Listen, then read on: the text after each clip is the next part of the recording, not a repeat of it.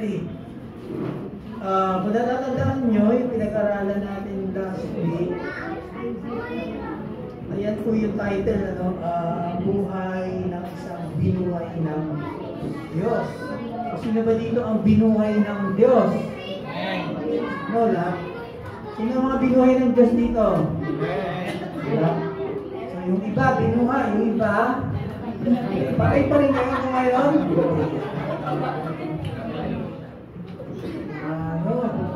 Ito po yung ating konteksto sa Colossians chapter 3 verses 1 to 11.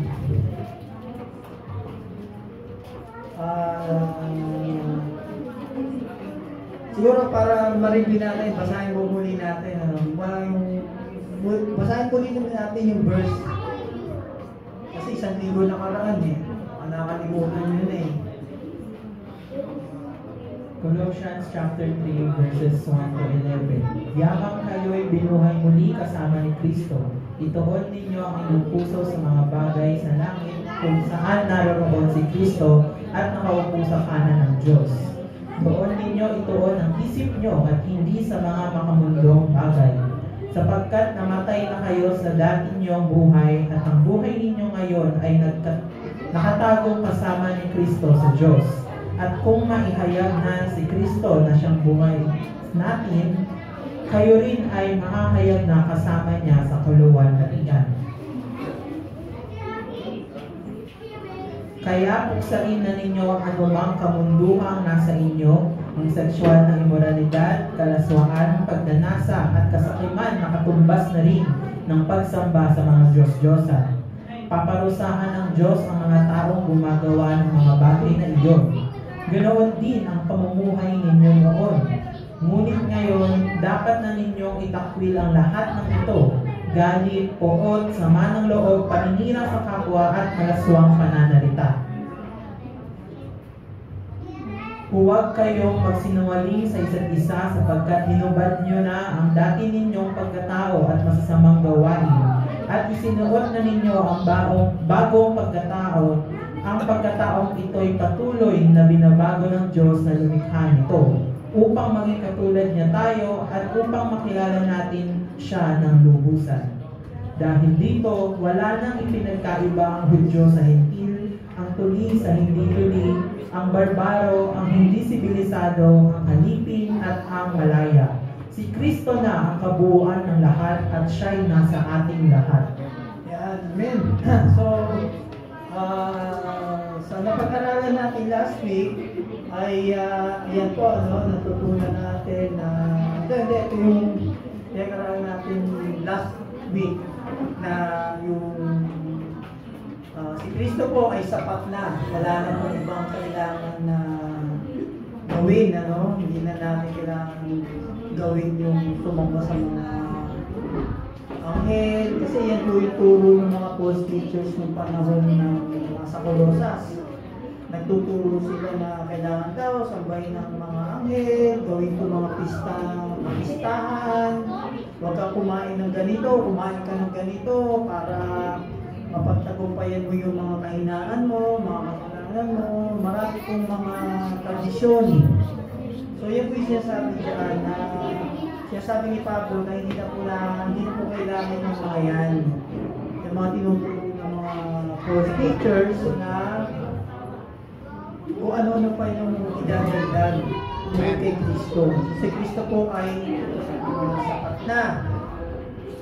Then, sabi sa verse 1, binuhay kayong muli na kasama ni Kristo. Itong binuhay na ibig sabihin nito ay hindi po ito yung binuhay na pag tayo po'y namatay, talagang bubuhayin po muli tayo sa huling araw, Hindi po yan yun. Sinasabi dyan, sa ngayon, na tayo po talaga ay patay.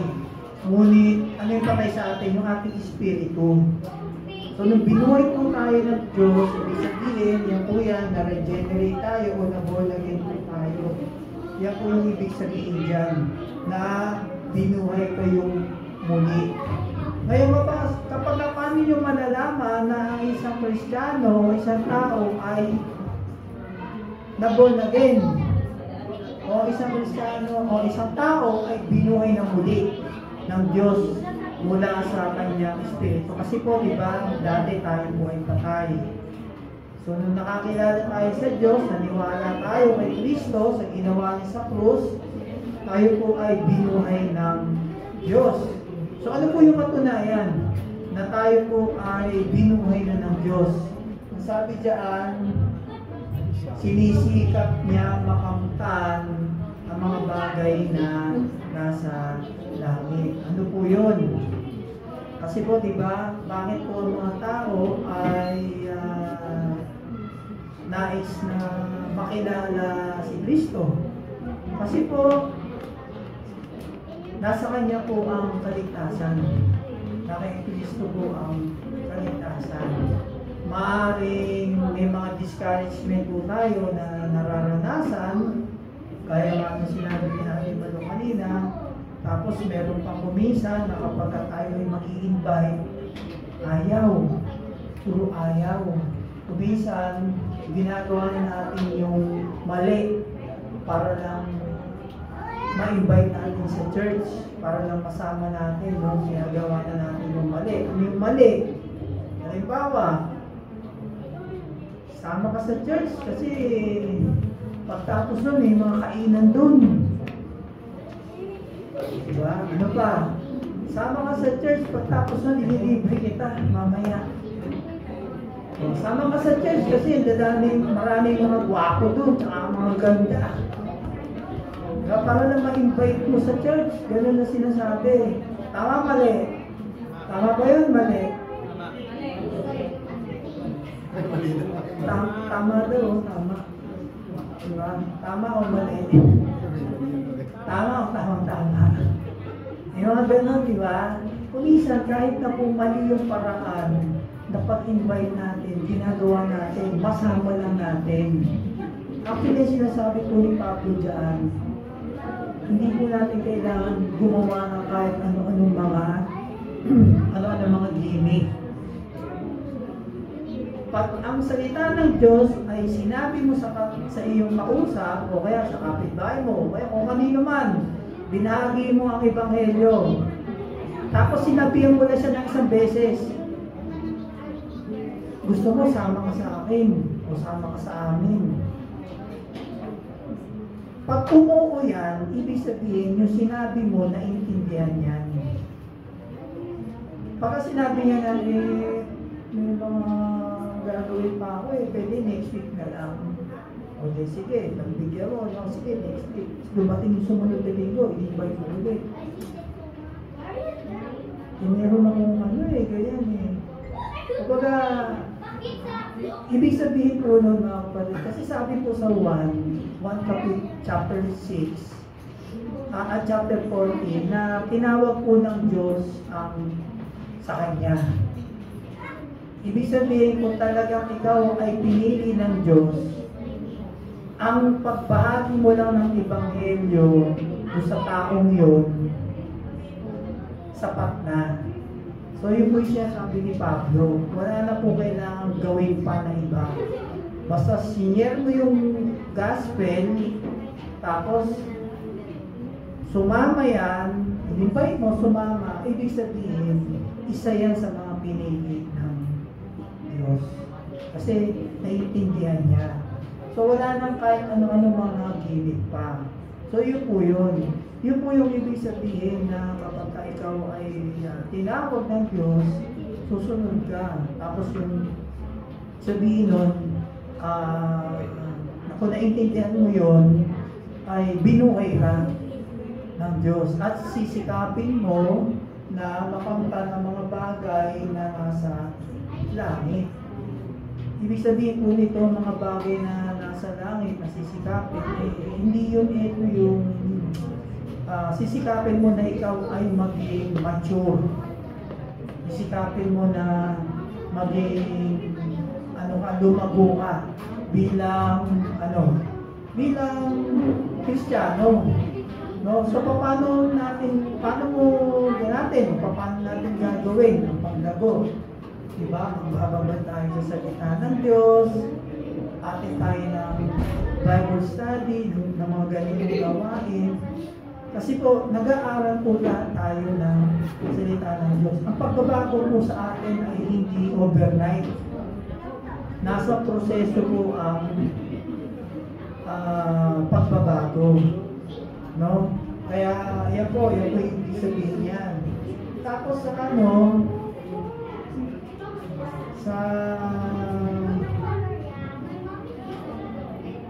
ayan o, sapagkat kapag tayo ay binago ng Diyos, yung buhay natin po ay nakasentro na kung paano maglilingkod sa Diyos. Kaya nga sabi ni Ate Malu kanina, di ba, hanggat kaya niya ay patuloy siyang magpupuri, aatid ng church.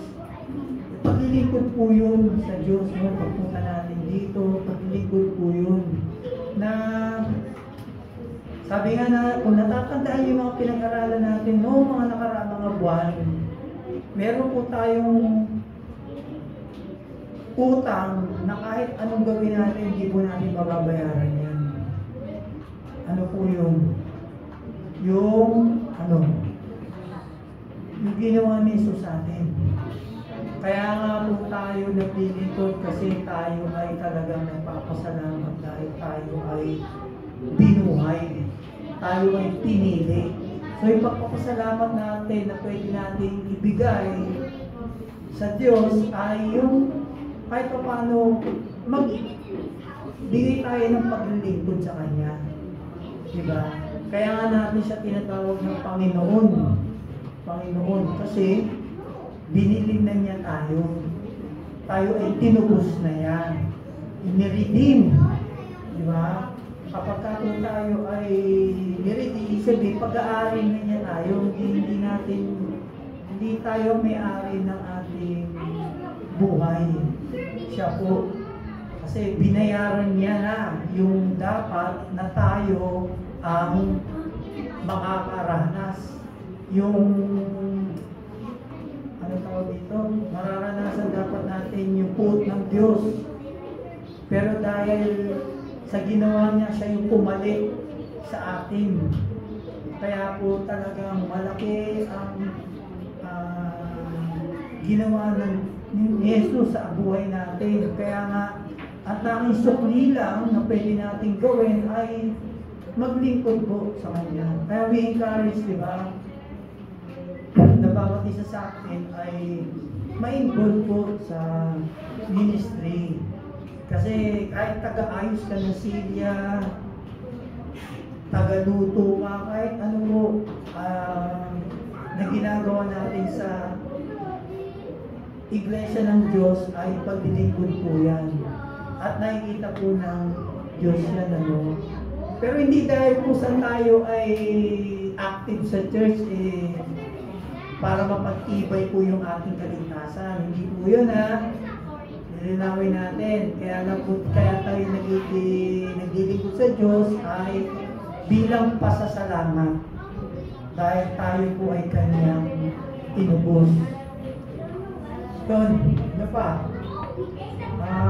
Napag-aralan din natin na sabi dyan sa verse 2, doon nyo ituon ang isip nyo. Saan? Doon sa bagay na makalangit o makadiyos. Yun nga, yung binabanggit ko. At hindi sa mga makamundong bagay. Ano ba yung makamundong bagay? Ito yung mga ng time na kasi yan, di ba? Yung mga nagtuturo, mga false teachers, yung mga tradisyon.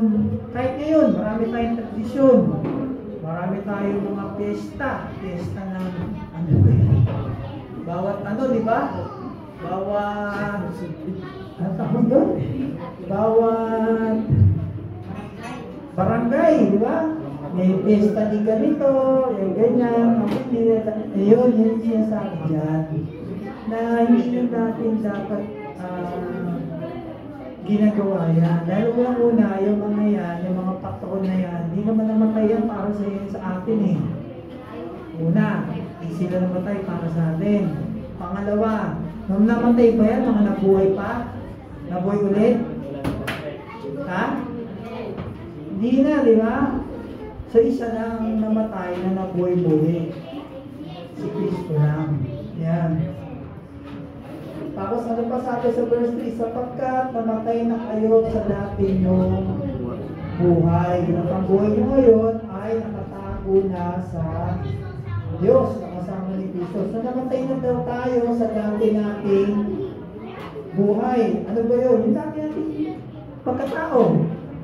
Diba? Ano yung ugali natin? Ano yung ugali?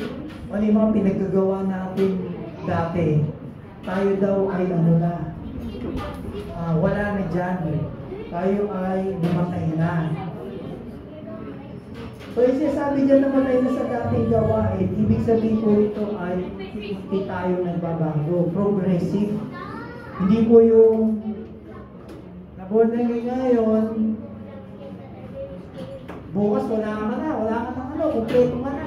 Okay, mga sama mo ugali, wala na, hindi po. Lumalabas pa rin po yan. Kaya nga po, unti-unti tayong binabago ng Diyos.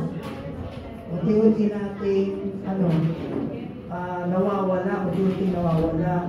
Sa pamamagi, paano mawawala yan? So, yun nga, tayo po ay nagbabasa, diba, nag-aaral, maraming tayong mga ina-agenda na ganito para mas maintindihan natin ano po ba yung mga bagay pa na pag-uugali natin o yung mga kasalanan natin na dapat patayin natin. Kasi po ang Biblia, yan po ang nagsisilbing salamin ng ating buhay. Hindi po natin malalaman kung ano yung mga dapat pa natin bukuin sa sarili natin o ano yung mga dapat nating patayin ng mga kahinaan kung hindi po tayo nagbabasa ng Biblia. Kasi nandiyan po lahat ng sagot. Nandiyan po lahat. Ang banal na Espiritu po ang tutulong sa atin para patayin yung mga kahinaan at yung mga kasalanan na yan. Ano pa? So sabi din si Kristo ang buhay ninyo. At kapag dumating na ang panahon na nahayag na siya, mahahayag din kayo at makikibahagi sa kapangyarihan niya at karangalan. So hindi lang ibig sabihin na si Kristo po ay kasama natin, kundi siya mismo ang ating buhay. Kapag si Kristo ang buhay natin, ibig sabihin, gaya ng banggit ko kanina, tayo ay pag-aari na ni Kristo. Kasi nga tinubos niya tayo sa ating mga kasalanan. Iligtas niya tayo sa kamatayan na yung walang hanggang kamatayan. Ano ba yung walang hanggang kamatayan? Yung impyerno, ang dagat-dagatang apoy. Yan po. Kaya siya po ang ating siya yung ating buhay. Ngayon, paano natin malalaman o paano mo malalaman kung ikaw ay binabago ng Diyos sa buhay mo? Paano mo malalaman na ikaw mismo sa sarili mo binabago ka? Paano? Tingin nyo. Kapag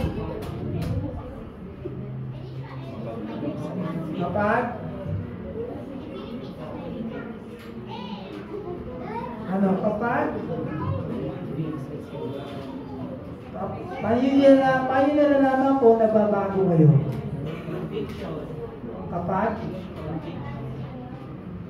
Kapag meron kayong pagbabago, yun ang ahin sa puti.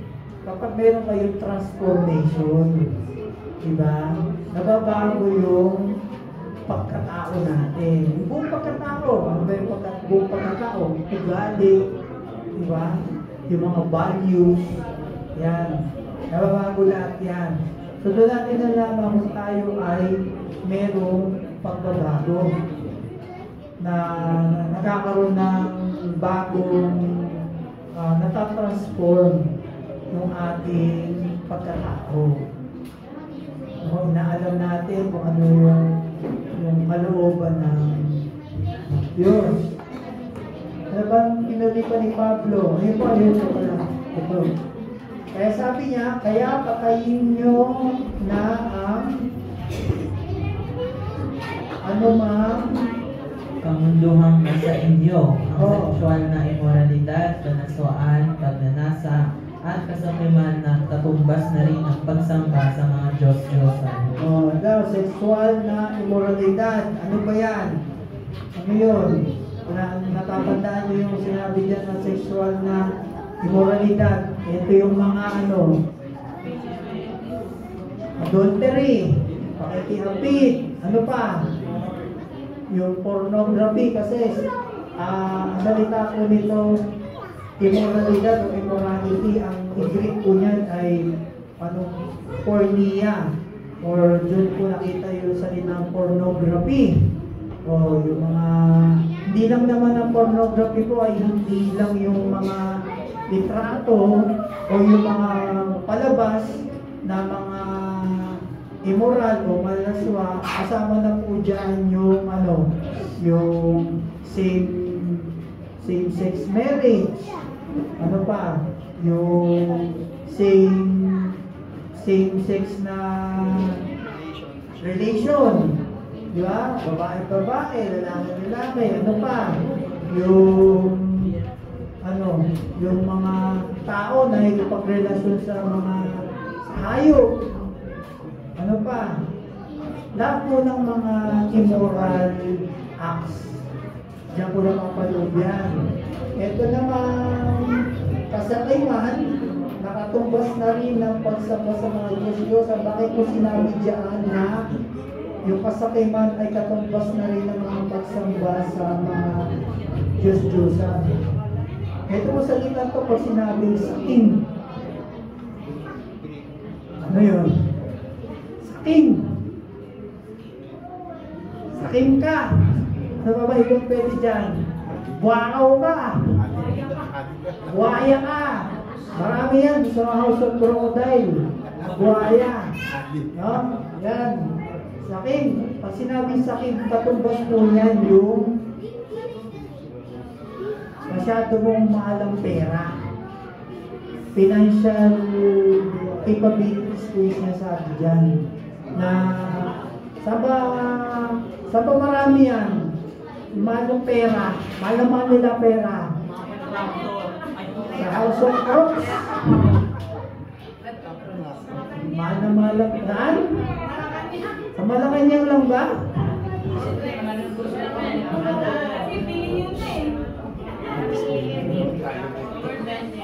Diba? Ano yan? Yung actually ang pagiging sakit ko mga kapatid, nakatumbas na rin pagsama sa mga Diyos-Diyo kasi sinasamba na nila ang pera. Di ba sinabi ni Pablo kay Timoteo na sinabi niya na sabihin mo dyan sa mga taga-Efeso na the love of money is the root of all evil. Actually, hindi po masama yung pera. Hindi masama maging mayaman, mga kapatid. Kasi Square Reggie, yaman na.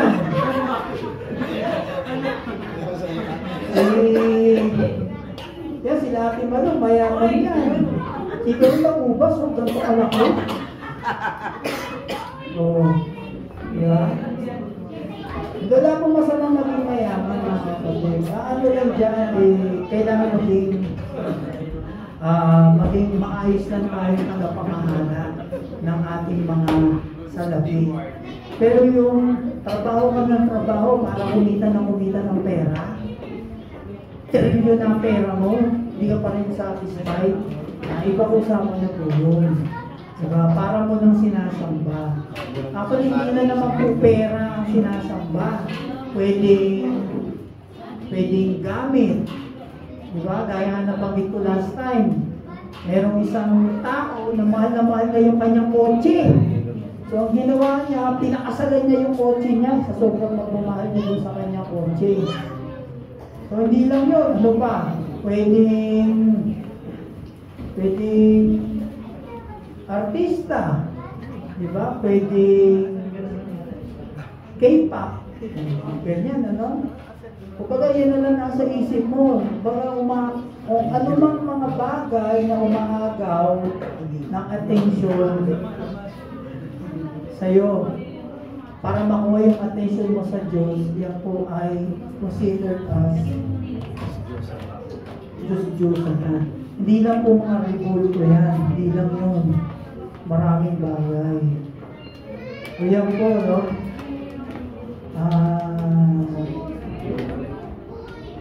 Kaya pala, sabi ko mamalitan yan. Ano ba? O yan. Paano mo malalaman? Ano sabi dyan? Paano mo malalaman na ikaw ay binuhay na muli ng Panginoon kung i-evaluate mo ang sarili mo? Paano mo malalaman kung binuhay ka na muli? Una, di ba, sabi nga natin kanina, may pagbabago na nangyari sa'yo. Ang ano ba? Ano? Ay,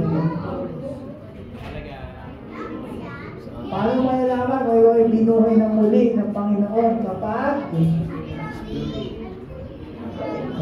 pinapatay mo na ang mga bagay na makamundo sa buhay mo. Kapag pinapatay mo na yung makamundong bagay na meron ka. Ano yun? Kanina, yung mga kasalanan, no?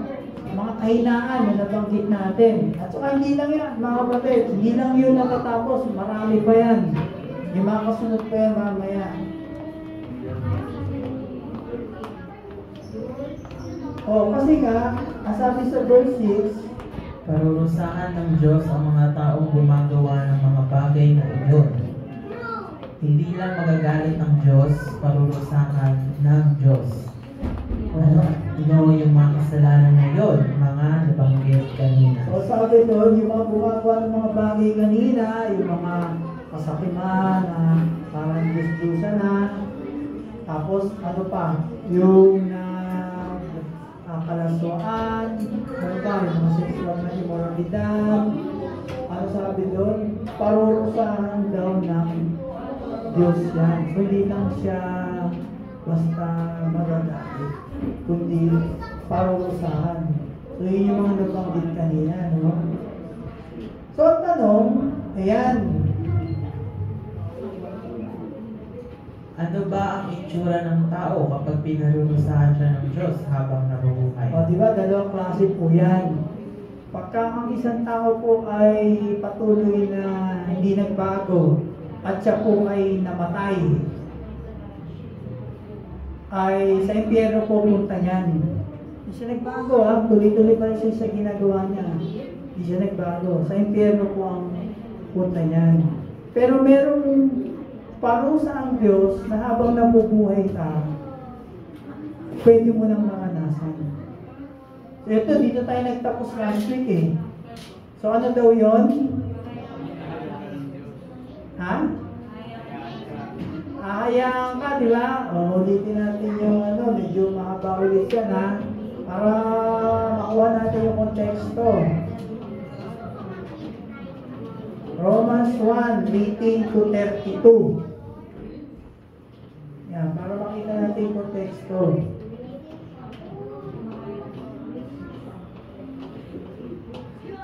Dito tayo nagtapos last week eh.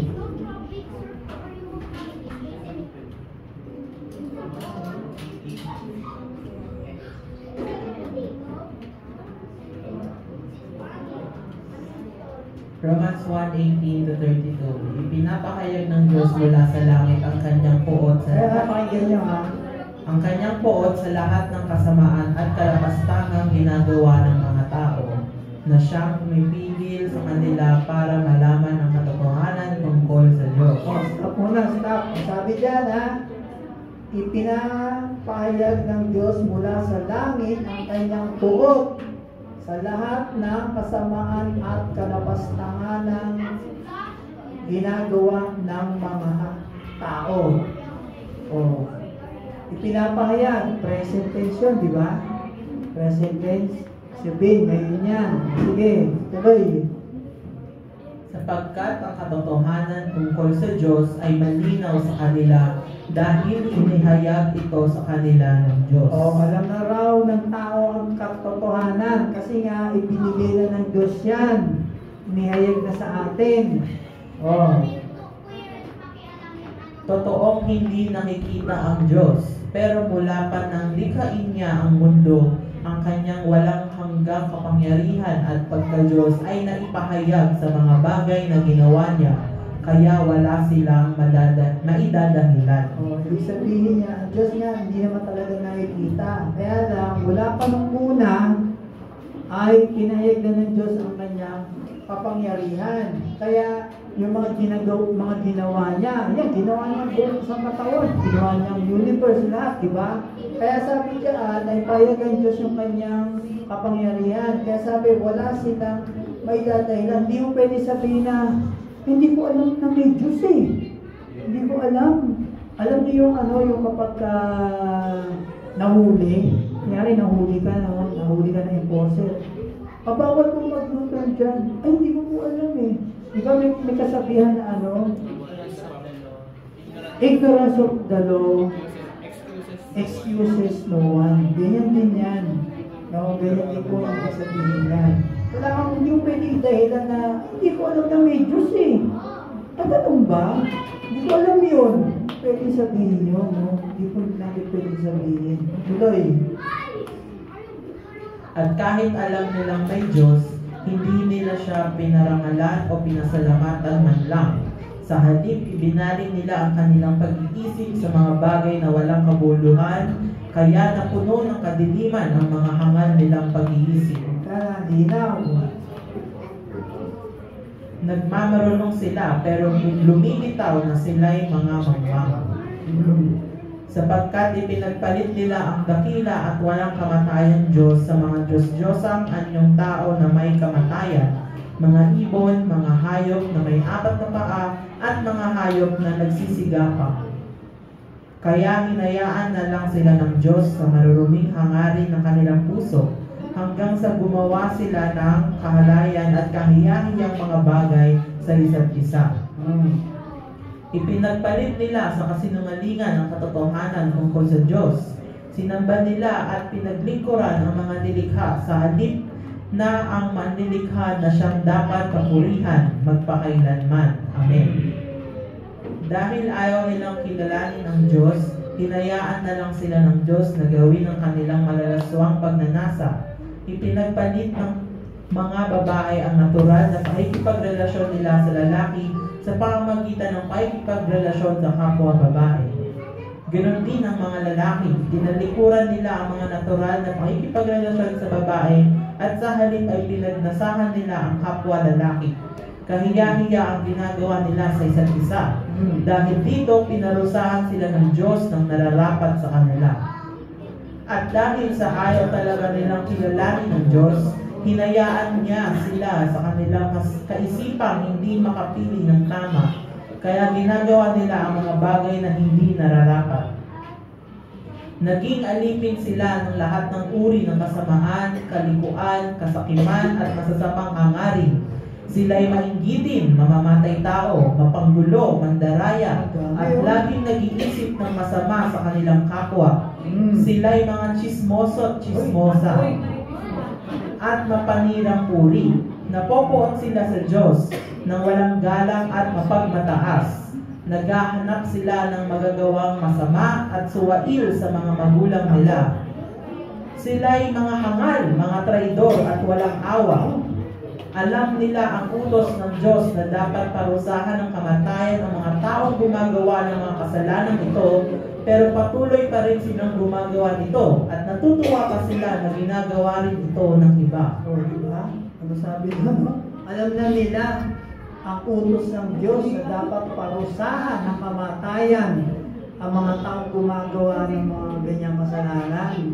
Pero patuloy pa rin silang gumagawa nito. Kasi nga, ang alam nila kung ano yung mali, alam nila tama yun. Yun. Na ano yung parusa ng Diyos sa mga taong ito? Sabi sa verse 24, di ba? Kaya inayaan na lang sila ng Diyos.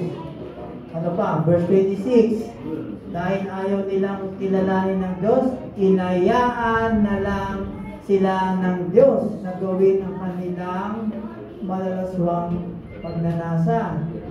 Ano pa? Sa verse 28, at dahil sa ayaw talaga nilang kilalanin ang Diyos, hinayaan niya sila sa kanilang kaisipang hindi makapili ng tama. Yun ang parusa sa mga taong ganito. Diba? Meron ba mga anak na suwail? Meron? Wala? Wala? Meron bang meron pa bang mga kabaklaan ngayon? Meron ba mga maturbuyan ngayon? O meron pa bang mga tao na sumasamba sa mga ipis? Sa mga puno? Sa dahon? Nestor? May sumasamba ba kay Nestor? Langgam! Alam niyo, punta kayo sa India, saka sa Africa, ang mga Diyos-Diyosan doon nasa 1 milyon. Kasi kahit na langgam, sinasamba niyang mga yan. Kahit na bato, sinasamba. So, ganun po, ngayon, kung tatanungin natin, bakit, kasi hinayaan lang naman sila ng Diyos. Yun nga hinayaan sila ng Diyos kasi nga, sa tao kasi, akala nila ito ang tama. Pero sa Diyos, hindi. Tigas nga ulo Kaya doon pinakita ng Diyos yung kanyang parusa sa tao. Ang ngayon yung sa mga nabubuhay pa. Kung ikaw, hanggat hindi ka pa binubuhay ng Diyos o hanggat hindi mo tinatanggap ang ebanghelyo, ang salita ng Diyos sa buhay mo, kung ano yung gawain mo, pananatili kang patay. Hanggang hindi mo tinatanggap yan. Ngayon kapag tinanggap mo yan, ibig sabihin nun, sabi kanina, binuhay ka na ng Diyos. At kapag ikaw ay binuhay ng Diyos, merong pagbabago na mangyayari sa buhay mo. Diba? Hindi po one time big time yan na mababago ka na. Hindi. Kahit po ako hanggang ngayon, patuloy pa rin binabago. Lahat po tayo nasa proseso. Hanggang tayo ay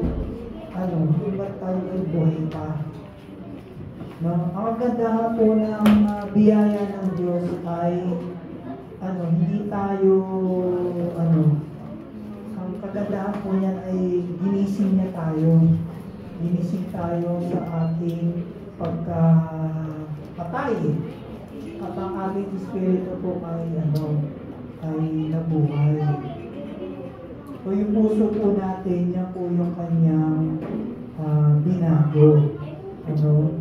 Sabi po sa Efeso chapter 2, yan, verses 1 to 4, yung una, itinulit kayong mga patay ng Diyos. O hindi na kanina pinasa natin sa Colossians. Dahil sa mga pagsuway nyo at mga kasalanan, namuhay kayong gaya ng mga taong makamundo. Sakop kayo noon ng mapangyarihan ni Satanas. Kasi nga dati, tayo ay pag-aaral ni Satanas. Nung tinubos tayo ni Kristo, naging pag-aaral niya tayo. Tayo po ay nirinig na. Kaya sabi dito, kapangyarihan ni Satanas at ang hari ng mga espiritong nag-aari sa mundo. At sa din ang espiritong kumigilo sa puso ng mga taong ayaw sumunod sa Diyos.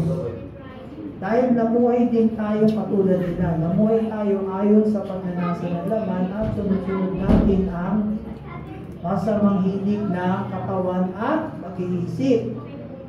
Sa kagaya natin iyon, kasama na rin sana. Narinig nyo sa kalagayan natin iyon, kasama na rin sana nila tayo na nararapat parusahan ng Diyos. Ngunit, ayan pala, ngunit, napakamaawain ng Diyos at napakadakila ng pag-ibig niya sa atin. Na kahit ay tinuring tayong patay, dahil sa ating mga kasalanan natin, muli niya tayo binuhay kasama ni Kristo. Alam niyo po ang Ephesians sa ang Colossians, ano yan, parallel na mga sinulat niya ni Pablo. Kasi po, sinulat po ni Pablo yan habang siya ay nakakulong sa Roma. So yung Colossians, Efeso, at saka kay Philemon, sinulat po yan sabay-sabay yan sa kulungan siya ng Roma. Tapos pinadala niya yan ng sabay-sabay. Pero mapapansin nyo, yung mga sinasabi ni Pablo sa Efeso, halos parehas ng sinasabi sa Colossians. Kaya nga, di ba, sabi ko, tayo ay kasama sana. Hindi sabihin niya na binuhay tayo muli, hindi tayo kasama dyan na parurusahan ng Diyos. Amen? Diba? Yun. Kung ano pa? Wala, sa verse 7.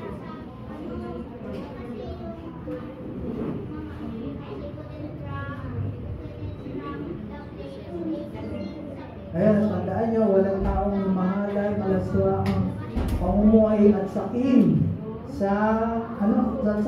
ang makapabilang sa kaharian ni Kristo at ng Diyos.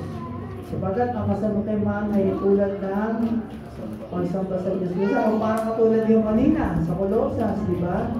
Huwag kayong padala sa walang kabuluhang mga bira ng iba tungkol sa magsama nilang gawain. Dahil ganun ang Diyos ng mga suri. O yan, verse 7. Verse 7. Ganoon din ang pamumuhay ninyo noon. Pero ngayon, dapat na ninyong itakwil ang lahat ng ito: galit, puot, sama ng loob, paninira sa kapwa, at mga bastos na pananalita. Sa verse 7 and 8, ito na, sabi doon, ganun din ang pamumuhay nyo noon. O yun pa rin, sinasabi ko rin public dati. Noon, ganito pa rin ang pamumuhay nyo noon. Pero ngayon daw, dapat nyo itakwil ang lahat ng ito. So, galit, puot, sama ng loob, paninira sa kapwa, at mga bastos sa panita. So, dagdag ba, dahil mga kasalanan, walang katapusan. So, galit, puot, sama ng loob. Yung galit, ito yung galit na yung nag-iisip ka na sobrang, alam niyo, di ba kung minsan meron kayong mga, sino yung mga may kagalit dito? Di niya narasa magkaroon ng kagalit? Babait mo naman. Meron isa. Meron daw. Di ba, pagkagalit, kaya may kagalit ka, no? Hindi kami galit. Wala na ngayon. Kaya kagalit mo, magkakasalubong kayo, ano gagawin mo? Nakatirin. Samahan niyo naman. Ako, gagawin ko, tatawid ako sa kabila para hindi ko makasalubong Kayo, papatirin nyo.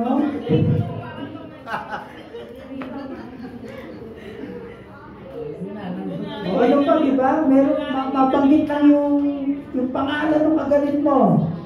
Mabanggit na yung pangalan. Ano na? Nararamdaman mo?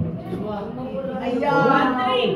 Bumulog nung bad trip ka na nga agad, bumulog na yung dugo ko, bakit yung pangalan, di ba?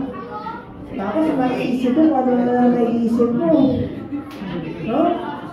Gusto mo, pagkakayari, naglalakad ka sa kanto, nakita mo kumakain ng fishball, tusok-tusok. Iisipin mo, magulong yung kasama mo. Maraming tayo matakbo, maraming matakbo sa isip natin. So, yan.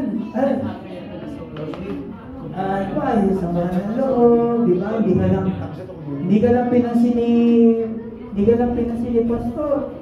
Kinamay ni Pastor, ayoko na umatid next week. Ayoko pinansin. Ayoko na umatid next week. Di ba? Ang dalawang mga simple man lang. Ito ang pahiya sa kapwa. Yung natin yan. Ito, mga bastos na pananalita. Ito talagang salita dito, mga bastos na pananalita. Ano ba itong mga bastos sa pananalita? Bad words. Mga bad words, ano pa? Ito yung mga, halimbawa, yung bad words, tapos yung habang, makausap kami ni Kuya, tapos biglang may sisingit. Diba? May sisingit. May kausap, biglang masasalita. Epal. No, epal. O kaya yung lima kinakausap, sabat na sabat. Papapampam. Yeah, maraming ganyan eh. Tapos ano pa yung kanina binanggit natin sa ibang verse, yung chismoso. No?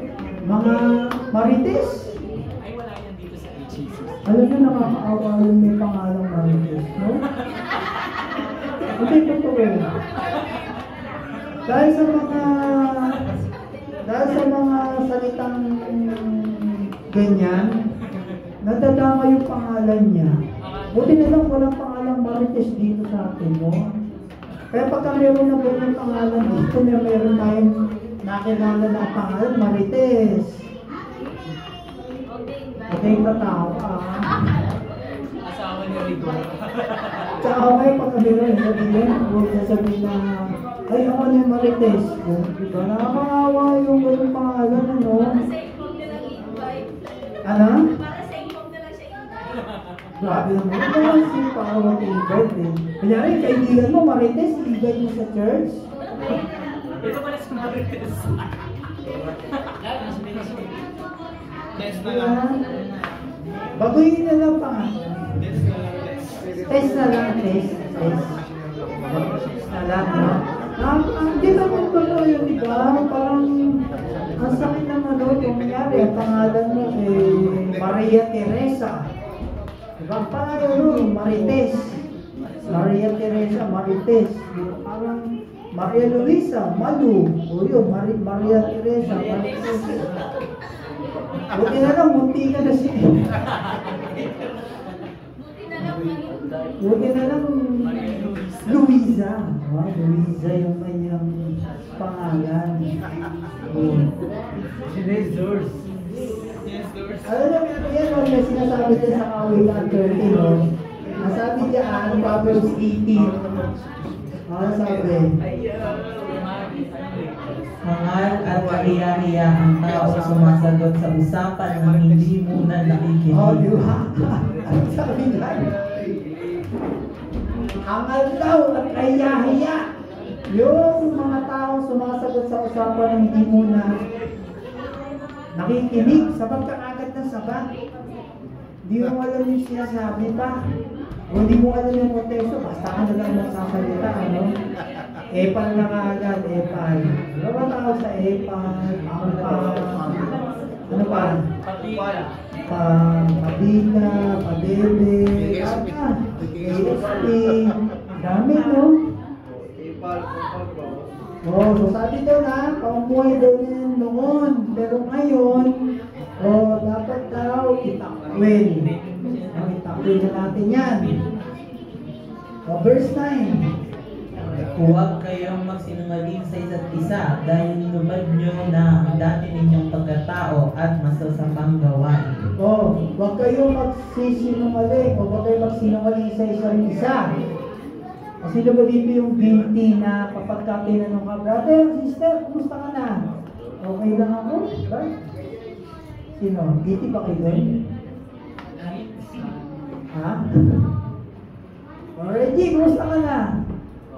Okay lang po. Alata masyado eh. Wala. Ate, ano, kumusta ka na?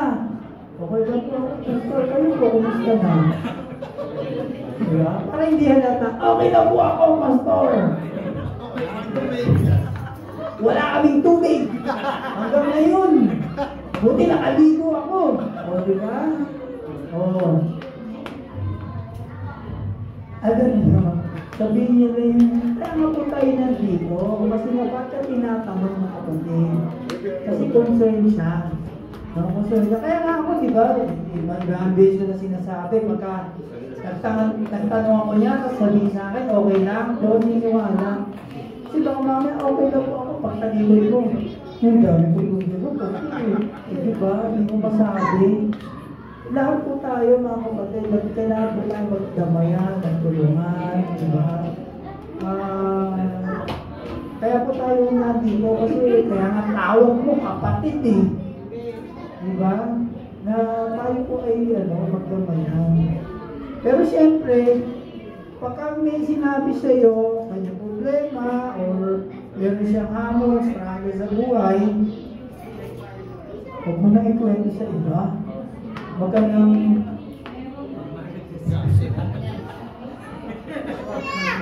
ano yung chismis? O, chismis ha? Ay, chismis. Okay, iwasan natin sa salitang marites.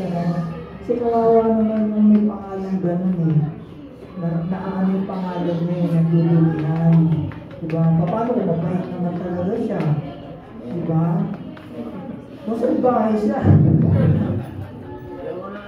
Ano kung mabait siya, diba? Kawawa po naman. So, kailangan po natin magdamayan. Kaya sa meron sinasabi sa kawikaan na kapag ka natumba ka, may sasalo sa'yo. Hindi po itong ilalayan siya at matutumba ha, may sasalo. Hindi yun ha. Kung ikaw ay natumba ka, bilang na-discourage ka, meron sasalo sa'yo, na kapatid, na may-encourage ka. Diba? Kaya, yung malaga po yan, magkaroon tayo ng openness, no? Para si Ate JP, yan, open yun namin. Diba? Yan open yan, si Reggie, open yan. Pagka... Mataas po ba? Oo, pag binaba, pag binaba, mataas mo ba? Okay na yan, diba? Pero sila hindi sila binaba. Mataas po ba sa pero mataas bahay namin. Mataas bahay nila. Mataas bahay nila. Diba? Ayaw! So yan, yung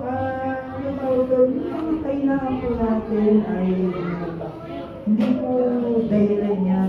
Kanina sabi ni Ate Malo, diba? Pagka may kailangan ka, parang pili mo. Ang lahi-lahi ng Diyos sa'yo, ganyan. Actually, kung yung kanta kanina, magiging buhay sa yung lyrics ng kanta, hindi mo mararanasan yun. Hindi mo maiisip na kahit ang laki ng problema mo, Lord, parang ang layo mo. Hindi mo mararanasan kung yung kanta na yun, buhay sa'yo, yung lyrics yun, buhay sa'yo. Hindi mo mararanasan yun. Kasi nga, ang ganda ng mga wordings yun, diba? Sabi doon, yung kanina doon, you are God alone. From the good times in bad, you are on the throne. So kahit anong nangyari sa buhay natin, ang Diyos nandyan yan. Hindi yan nagbabago. Same pa rin siya. Ano ba yung pangatlo sinabi? Unshakable, unchangeable, unstoppable. Unchangeable, hindi siya nagbabago. Maaaring tayo nagbabago, pero ang Diyos hindi siya nagbabago. Kaya alam nyo, ang mag-i-ulit sa inyo, kapag nandun kayo sa down moments ito, pag nandun kayo sa down moments, yung kantahin nyo yung kanta na yan. Kasi kahit sa akin, personally, talagang malaki ang malaki ang naging tulong, encouragement. Yan, yung kanta na yan. Okay, ito ba? Dahil na tayo matapos.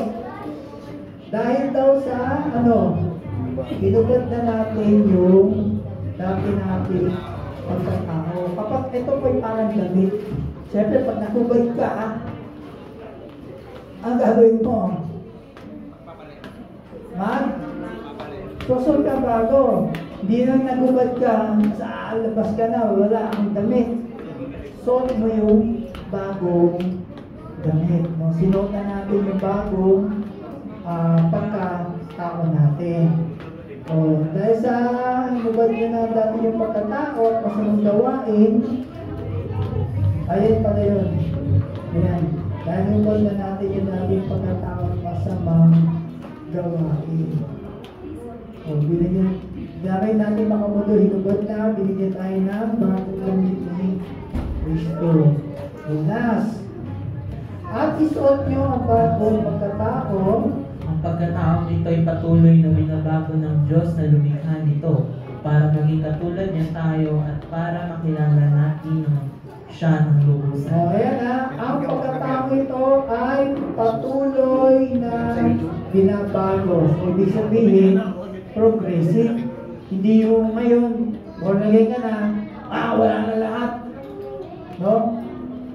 Lahat bago ka na, perfect ka na. Hindi, patuloy na binabago ng Diyos tayo. Kaya, so how do you know na isinuot mo na ang bago mong gamit? O, yan yung dalawa. Sagot, ayan na. Hindi mo na binabalikan ang dati mong pagkatao. Hindi mo na binabalikan yung dati mong pagkatao pag nagsuot ka na ng bago damit. Pag nagsuot ka ba ng bago damit, susuot mo rin yung luma, yung pinag-ubaran mo. Hindi, di ba? Hindi na. So yan yun. Ano pa? Lumalalim ka progressively sa kaalaman sa Diyos. Lumalalim ka, nagiging mature ka, unti-unti. Kapag ka sinuot mo yung bagong damit. Last. Verse 11, sa bagong buhay na ito, wala nang ipinagkaiba ang Hudyo sa hindi Hudyo, ang tuli sa hindi tuli, ang naturuan sa hindi naturuan, at ang alipin sa malaya dahil si Kristo na ang lahat-lahat at siya'y nasa ating lahat. Yan. So, wala na pong distinction. No, Hudyo ka man, Hintil ka man. Actually, yan na, Hudyo ka man o Hintil ka man. In general, wala na. Kasi nga si Kristo na yung, siya na yung ating tabernacle. Kasi before, nung Old Testament po, ang presensya po ng Diyos ay nakamalagi lamang sa templo at saka sa Ark of Covenant.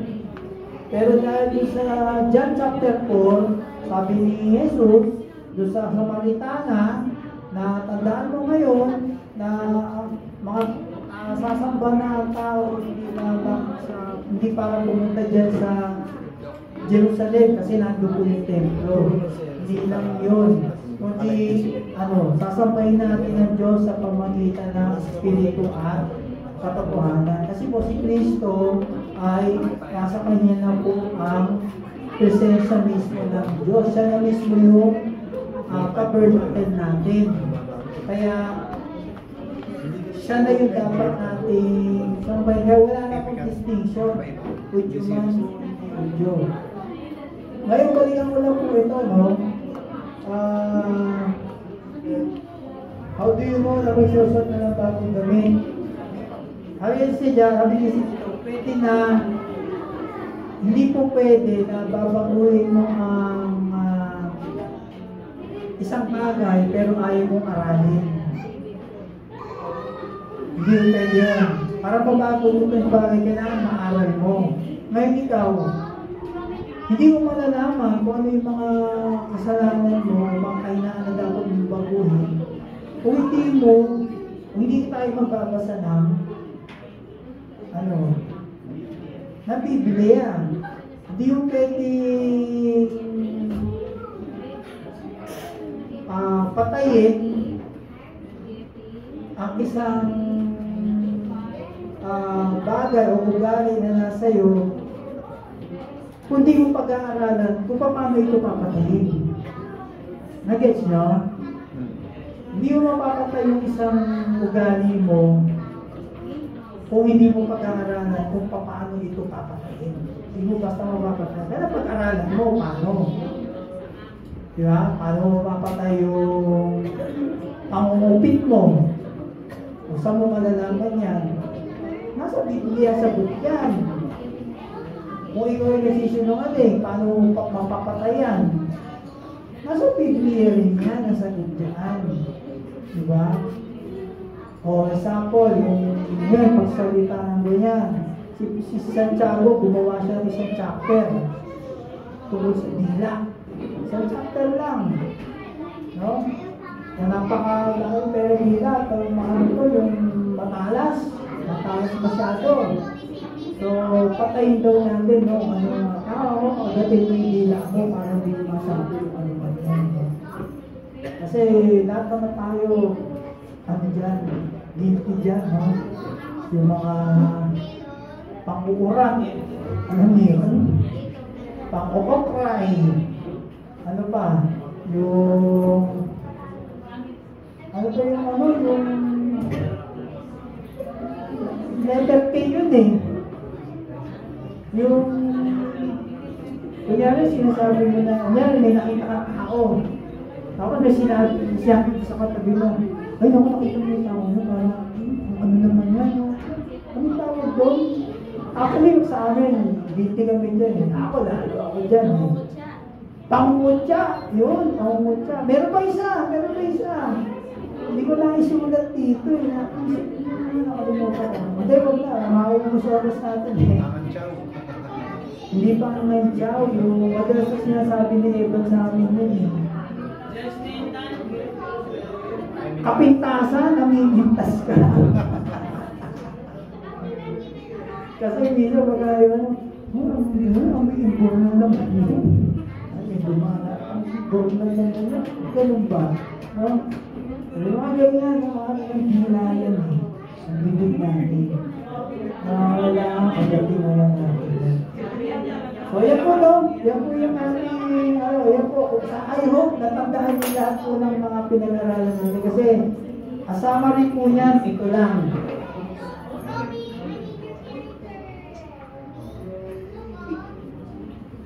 Ayan ang conclusion. Kung tayo ay binuhay ni Kristo, tanggalin na natin ang lumang damit. Hubarin na natin ang luma nating pagkatao. Hindi mo magagawa ang sarili mo kundi sa pamamagitan ng banal ng Espiritu. Habang tinatanggal natin ang luma nating pagkatao, isuot natin ang bagong damit. Ibig sabihin, alisin mo ang mali at gawin mo ang tama. Habang tumatagal ay lumalalim ang pagkakaintindi mo kay Kristo, nababago ang pagkatao mo, nababago ang pag-uugali mo, nababago ang mga pananaw mo, nababago ang pananalita mo, hanggang sa dumating na hindi mo nakilala ang sarili mo, sapagkat si Kristo na ang buhay mo. Naintindihan niyo yun? No? So, lahat sa'yo nabago na hanggang hindi mo nakilala yung sarili mo. Kasi ano ba yung sarili natin? Yung mga kahinaan natin, yung mga kasalanan natin, yan yun, no? Hanggang pag si Kristo nasa atin, dadating yung panahon na hindi na natin makikilala yan. Yung sarili natin, wala na. Kaya, sabi dyan, yan po ang pinakanais na iwan sa atin ni Pablo dito sa 1 to 11 verses na to. Na, kung tayo ay binuhay na ng Panginoon, mula sa ating pagkabatay sa Espiritu, ha? Meron pong pagbabago na magaganap sa ating buhay. At yung pagbabago yan ay unti-unti. At dyan sa unti-unti na yan na pagbabago, unti-unti din na tayo ay lumalalim kapag kakilala natin kay Kristo. Sige, tayo na ngayon. Naintindihan niyo ba, mga kapatid? Yes. Ang ganda po na ng lesson natin na yan. Sana po, hindi nyo man matanda.